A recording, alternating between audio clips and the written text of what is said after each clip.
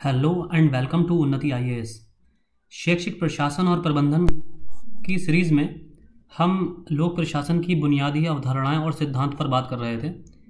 ये इस सीरीज़ का हमारा 6th लेक्चर है। लोक प्रशासन का हमारा 6ठा लेक्चर है और इसमें आज हम पर्यवेक्षण यानी कि सुपरविज़न के टॉपिक की चर्चा करेंगे कि सुपरविज़न किसे कहते हैं और लोक प्रशासन के अंदर सुपरविज़न का क्या महत्व है।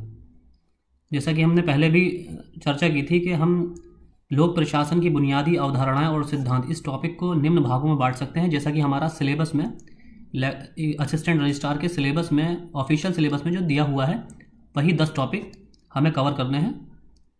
संगठन, ऑर्गेनाइजेशन, हायरार्की, पदानुक्रम, यूनिटी ऑफ कमांड, निर्देशों में एकता, नियंत्रण का दायरा, स्पैन ऑफ कंट्रोल, प्राधिकार और जिम्मेदारी, अथॉरिटी एंड रेस्पॉन्सिबिलिटी, समन्वय, कोऑर्डिनेशन, केंद्रीकरण और विकेंद्रीकरण, सेंट्रलाइजेशन एंड डिसेंट्रलाइजेशन, प्रत्यायोजन, प्रतिनिधिमंडल यानी कि डेलीगेशन और पर्यवेक्षण सुपरविजन, रेखा और स्टाफ, लाइन एंड स्टाफ। ये हम नेक्स्ट लेक्चर में देखेंगे। आज हम पर्यवेक्षण यानी कि सुपरविजन के टॉपिक के बारे में चर्चा करेंगे। तो शुरू करते हैं हम आज का अपना टॉपिक, सुपरविजन। क्या अर्थ है सुपरविजन का? पर्यवेक्षण शब्द की उत्पत्ति के दृष्टिकोण से ये शब्द दो शब्दों पर्य और वेक्षण के योग से मिलकर बना है। पर्य और वेक्षण के योग से ये मिलकर बना है। पर्यवेक्षण का अर्थ होता है श्रेष्ठतरों द्वारा उनके अधीनस्थों के कार्यों की देखरेख करना, जैसे कि सुपरविजन करना। सीनियर्स के द्वारा जूनियर्स के या सबऑर्डिनेट्स के कार्यों का सुपरविजन करना। पर्यवेक्षण में विभिन्न गतिविधियां शामिल होती हैं, जैसे निगरानी, निर्देशन, डायरेक्शन देना, नियंत्रण, कंट्रोल करना, मार्गदर्शन करना, उनका निरीक्षण करना और तालमेल, कोऑर्डिनेशन करना। शिक्षा संबंधी और परामर्श संबंधी सभी पहलू इसके अंग हैं। इस तरह एक पर्यवेक्षक की भूमिका एक नेता की भूमिका से मिलती जुलती है। अब पर्यवेक्षण की परिभाषाएं देख लेते हैं। हेनरी रेनिंग के अनुसार पर्यवेक्षण दूसरे के कामों का प्राधिकार के साथ निर्देशन है। टेरी व फ्रैंकलिन के अनुसार पर्यवेक्षण का अर्थ है कर्मचारियों के प्रयासों और अन्य संसाधनों का मार्गदर्शन और निर्देशन करना, ताकि वांछित कार्य परिणाम प्राप्त किए जा सकें। एम विलियन के अनुसार पर्यवेक्षण एक ऐसी प्रक्रिया है जिसमें अपनी आवश्यकता अनुसार सीखने, अपनी क्षमताओं को बढ़ाने के लिए अपने ज्ञान और कौशल का सर्वश्रेष्ठ उपयोग करने में कर्मचारियों की निर्दिष्ट स्टाफ सदस्यों द्वारा मदद की जाती है, ताकि वे अपना काम अपने और एजेंसी के लिए अधिक प्रभावी और संतोषजनक ढंग से कर सकें। आगे पर्यवेक्षण का सिद्धांत संगठन के पदानुक्रमिक ढांचे स्केलीय श्रृंखला में अंतर्निहित होता है। इसके अंतर्गत सभी स्तरों पर प्रत्येक कर्मचारी अपने श्रेष्ठ के पर्यवेक्षण के अंतर्गत होता है, यानी कि हर सबऑर्डिनेट एम्प्लॉय, हर अधीनस्थ अपने सीनियर के सुपरविजन में रहता है। पर्यवेक्षण के चरण, phases of supervision. FM. Marks के अनुसार पर्यवेक्षण के काम के 3 चरण या पहलू होते हैं। सारभूत या तकनीकी, इसका संबंध किए जाने वाले काम से होता है, अर्थात एक पर्यवेक्षक को अपने काम की तकनीकी और पद्धतियों से परिचित होना चाहिए। संस्थागत या वस्तुपरक, इसका संबंध प्रबंधन द्वारा तय किए हुए नीतियों और प्रक्रियाओं से होता है, जिसके अनुसार ही काम होना चाहिए। अगला है व्यक्तिगत या मानवीय, इसका संबंध कर्मचारियों को संभालने से है, अर्थात नीतियों और प्रक्रियाओं की रूपरेखा के अंतर्गत कामों को पूरा करने के लिए कार्य समूह को प्रेरित करना है। जेडी मिलेट के अनुसार पर्यवेक्षण दो मुख्य उद्देश्य होते हैं। एक, एजेंसी के संगठक अंगों के बीच तालमेल बिठाना और दूसरा, ये सुनिश्चित करना कि एजेंसी की प्रत्येक इकाई सौंपे गए काम को पूरा करती है। अब पर्यवेक्षण के कार्य देख लेते हैं। जीडी हाल्सी के अनुसार पर्यवेक्षण के 6 घटक हैं, 6 कंपोनेंट हैं। प्रत्येक काम के लिए उचित व्यक्ति का चुनाव, यानी कि हर काम के लिए एक प्रॉपर पर्सन अलग होना चाहिए। प्रत्येक व्यक्ति में उसके काम के प्रति रुचि पैदा करना, इंटरेस्ट पैदा करना और उसे वह काम करने का तरीका सिखाना। ये सुनिश्चित करने के लिए कि सिखाना पूरी तरह से प्रभावी रहा है, प्रदर्शन की माप और निर्धारण करना, यानी कि असेसमेंट करना। जहां जरूरी हो वहां चीज़ों को दुरुस्त करना और कर्मचारियों को अधिक उपयुक्त काम पर स्थानांतरित करना और या उन कामों से हटाना जिन पर वे अप्रभावित सिद्ध हुए हैं, यानी कि उनका ट्रांसफर, समय समय पर उनका ट्रांसफर भी करते रहना। जब भी प्रशंसा का मौका हो तो प्रशंसा करना और अच्छे काम पर पुरस्कार देना। कार्य समूह में प्रत्येक व्यक्ति को सामंजस्यपूर्ण ढंग से बिठाना। अगला है हमारा एच निसेन के अनुसार पर्यवेक्षक के 11 कर्तव्य होते हैं। एक सुपरवाइजर के 11 कर्तव्य होते हैं। सुपरवाइजर, पर्यवेक्षक को सुपरवाइजर भी कहते हैं।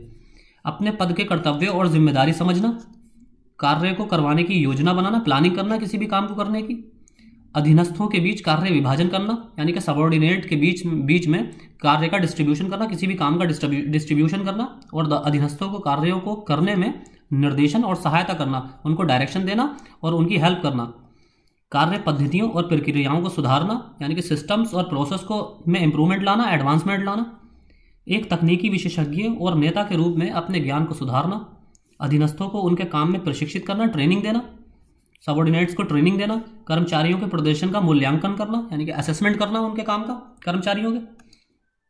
अब कर्मचारियों की गलतियों को सही करना और उनकी समस्याओं को सुलझाना और उनके बीच अनुशासन का विकास करना, यानी कि डिसिप्लिन का भी विकास उनके बीच में करना।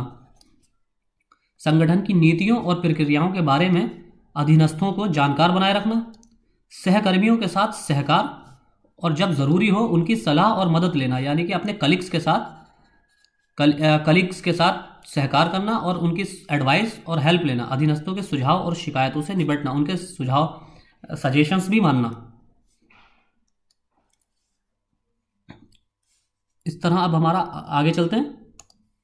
पर्यवेक्षण के प्रकार, टाइप्स ऑफ सुपरविजन। एकल और बहुल, जब किसी संगठन के किसी सदस्य का पर्यवेक्षण केवल एक पर्यवेक्षक करे तो इसे एकल पर्यवेक्षण कहते हैं, यानी कि जब किसी ऑर्गेनाइजेशन में किसी एक काम का सुपरविजन किसी एक बंदे द्वारा किया जाता है तो इसे सिंगल या एकल सुपरविजन कहते हैं। इसके विपरीत जब किसी संगठन के किसी सदस्य का कई पर्यवेक्षक पर्यवेक्षण करते हैं, किसी ऑर्गेनाइजेशन में एक काम को देखने के लिए, सुपरविजन करने के लिए कई सुपरवाइजर होते हैं तो इसे बहुल पर्यवेक्षण या बहु पर्यवेक्षण कहते हैं। एकल पर्यवेक्षण का सिद्धांत हेनरी फेयोल द्वारा प्रतिपादित निर्देशों में एकता के सिद्धांत पर आधारित है। ये मोस्ट इंपॉर्टेंट है। आपको जहां जहां फैक्ट्स हैं, किस स्कॉलर ने, किस विचारक ने कौन सा सिद्धांत प्रतिपादित किया है, ये आपको बिल्कुल रट लेना है, क्योंकि एग्जाम में यही सिद्धांत ही क्वेश्चन पूछे जाएंगे। बहुल पर्यवेक्षण का सिद्धांत FW टेलर द्वारा समर्थित कार्यात्मक फॉरमैनशिप के सिद्धांत पर आधारित है, इसीलिए मैंने इसको हाईलाइट कर रखा है। ये आपको फैक्ट्स याद रखने हैं। बहुल पर्यवेक्षण का सिद्धांत FW टेलर द्वारा समर्थित कार्यात्मक फॉरमैनशिप के सिद्धांत पर आधारित है और एकल पर्यवेक्षण का सिद्धांत हेनरी फेयोल द्वारा प्रतिपादित निर्देशों में एकता के सिद्धांत पर आधारित है। रेखा और कार्यात्मक। रेखा पर्यवेक्षण का अर्थ है निर्देश की रेखा में लोगों द्वारा प्रयोग किया जाने वाला नियंत्रण। यह स्वभाव से प्रत्यक्ष और निर्देशात्मक होता है और इसमें निरंकुश निर्देशन शामिल होता है। इसके विपरीत कार्यात्मक पर्यवेक्षण का अर्थ है संगठन और पद्धति, ऑर्गेनाइजेशन एंड मेथड्स, अर्थात व्यक्तियों, ऑडिटरों इत्यादि जैसे विषय वस्तु विशेषज्ञों द्वारा प्रयोग में लाए जाने वाला नियंत्रण। अगला है हमारा सारभूत और तकनीकी। मिलेट ने पर्यवेक्षण को सारभूत और तकनीकी पर्यवेक्षण में वर्गीकृत किया है। ये क्लासिफिकेशन मिलेट ने किया है। ये क्लासिफिकेशन मिलेट द्वारा किया गया है सारभूत और तकनीकी का। सारभूत पर्यवेक्षण का संबंध एक एजेंसी द्वारा किए जाने वाले वास्तविक कार्य से होता है, जबकि तकनीकी पर्यवेक्षण का सरोकार काम करने में इस्तेमाल की गई पद्धतियों से होता है। अब पर्यवेक्षण की तकनीकें देख लेते हैं। JD मिलेट ने पर्यवेक्षण की 6 तकनीकों का सुझाव दिया है। पहली है व्यक्तिगत योजनाओं का पूर्व अनुमोदन, यानी अधीनस्थ इकाइयों को नीति की रूपरेखा से बाहर कोई भी पहल लेने से पहले उसे श्रेष्ठतर प्राधिकार से अनुमोदित करा लेना चाहिए। यानी कि कोई भी सबऑर्डिनेट किसी इकाई की नीति की रूपरेखा अगर कोई लेआउट तैयार करता है तो उसके लिए पहले अपने सीनियर से या सुपरवाइजर से उसका अप्रूवल मिलना चाहिए। सेवा मानकों का परिवर्तन, श्रेष्ठतर प्राधिकार अधीनस्थ एजेंसियों को पूरा करने में के लिए कुछ निश्चित मानक या लक्ष्य का सुझाव देता है। ऐसे सेवा मानक यह सुनिश्चित करने के लिए जरूरी होते हैं कि काम करने वाली एजेंसियों द्वारा कोई भी कार्य स्वस्थ व सही ढंग से किया जा रहा है। कामों पर बजटीय सीमाएं। बजटीय प्रबंधन एक निश्चित समय सीमा में सक्रिय इकाइयों द्वारा संभाले जाने वाले कामों के आकार को तय करता है। ये इकाइयां इन बजटीय सीमाओं में ही काम करती हैं जो उच्चतर प्राधिकार द्वारा निर्धारित होती हैं। चौथा है अधीनस्थ कर्मचारी का अनुमोदन। अपने द्वारा की गई विशेष महत्वपूर्ण नियुक्तियों का पूर्व अनुमोदन करके उच्चतर प्राधिकार अधीनस्थ इकाइयों पर नियंत्रण कर सकता है। यह व्यवस्था श्रेष्ठतर प्राधिकार की सक्रियता स्तर पर भी भर्ती प्रक्रिया को पर्यवेक्षित करने और सक्रिय एजेंसियों पर अपने योग्यता मानक लागू करने में मदद करती है। अगला है हमारा 5वां पॉइंट है कार्य प्रगति पर जवाबदेही व्यवस्था। श्रेष्ठतर प्राधिकार गतिविधियों की नियमित या विशेष रिपोर्ट की मांग करके सक्रिय इकाइयों की गतिविधियों का पर्यवेक्षण करता है। ऐसी रिपोर्टों में दी गई सूचनाओं के आधार पर वह सक्रिय इकाइयों के प्रदर्शन का मूल्यांकन कर सकता है और उनकी गतिविधियों को नियंत्रित कर सकता है। अब छठा लास्ट है हमारा नतीजों की जांच। जांच पर्यवेक्षण की सबसे पुरानी तकनीकों में से एक है और इसलिए लोक प्रशासन का एक अभिन्न अंग रही है। यह निम्न उद्देश्यों की सेवा करती है। पहला है जानकारी प्राप्त करना, दूसरा है ये जानना कि मौजूदा नियमों, विनियमों और प्रक्रियाओं का पालन हो रहा है या नहीं हो रहा है, प्रबंधन के उद्देश्य और इरादे के बारे में स्पष्टीकरण देना, प्रदर्शन मूल्यांकन में सहायता करना, शीर्ष प्रबंधन को उन समस्याओं से परिचित कराना जिनका सामना अधीनस्थ स्तर के प्रबंधन को करना पड़ता है, संगठन में काम कर रहे व्यक्तियों को निर्देशित और मार्गदर्शित करना, परस्पर पहचान और विश्वास के व्यक्तिगत संबंध बनाना, सक्रिय इकाइयों की प्रभाविता बढ़ाना। तो ये हमारा सुपरविजन का लेक्चर कंप्लीट हो गया। अब आगे हम अपना लाइन एंड स्टाफ, हमारा इस पब्लिक एडमिनिस्ट्रेशन की बुनियादी सिद्धांत, basic principles of public administration, इस टॉपिक के जो हमारे 10 सब टॉपिक थे उसमें से हमने 9 आज कंप्लीट कर लिए हैं। अब हमारा लास्ट 10वां टॉपिक लाइन एंड स्टाफ बाकी है, इसे हम अगले लेक्चर में कंप्लीट कर लेंगे। उसके बाद हमारे 3 टॉपिक बचेंगे, पर्सनल एडमिनिस्ट्रेशन, फिर होगा एक फाइनेंशियल एडमिनिस्ट्रेशन, वित्तीय प्रशासन, और लास्ट होगा आईसीटी इन यूनिवर्सिटी सिस्टम। ये सारे हम आने वाले 8-10 लेक्चर में कंप्लीट कर लेंगे।